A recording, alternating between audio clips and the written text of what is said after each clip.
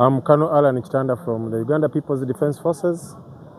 I'm here at Namagabi Senior Secondary School to interact with the younger leaders that are coming from all over Kayunga district, about 5 schools, with their teachers. We have had a very good day, and such exposures or interfaces help us to understand, because in most cases the content that is taught in the classes, they follow an organized syllabus.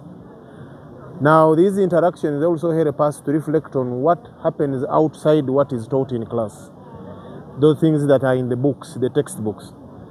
And if we are to look at the foundation of the development of any institution or the development of any country, it lies in leadership. So if the younger people have been mentored well, they have been incited to understand what takes place elsewhere, and they are able also to fit into the narrative of good leadership, then I think that's the best way. And we need these interactions quite often, because they help us to relate what is taught in class and what is practical. So I am very happy that the teachers and the student leaders of Kayunga, they have been able to organize this kind of symposium. To me, it is the way to go, because most cases we are fed on theory. Very few people interact, and it also helps us to narrow the gap between, for example, the military and the populace or the citizens.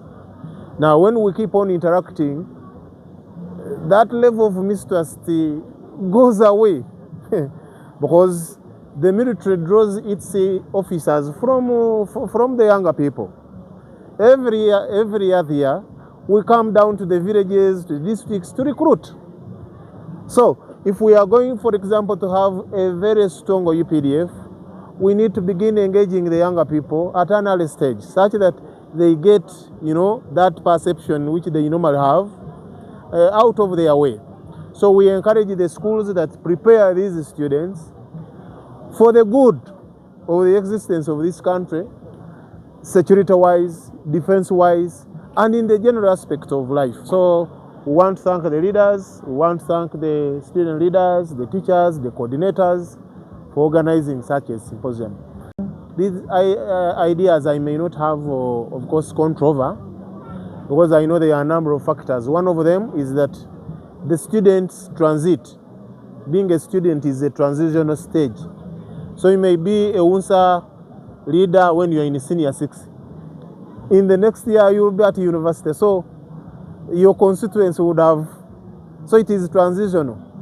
But also the other thing is that we need to keep on mentoring many of them. If you only have one group, then it will not be able to transit into another element of leadership. So it helps to grow leaders at all levels, institutional leadership aspects. So I may not have actually a glimpse of what really takes place, but I'm very sure that they have looked at it, and I'm told that all those matters have been looked at. But the major thing is that UNSA is a platform where we have to train the younger people in leadership. Because how do you, for example, gain a leader? How do you gauge a leader if you have not, mentored him at this level? So this is a nursery bed. Most of the UNSA people, UNSA leaders have become members of parliament. They are ministers.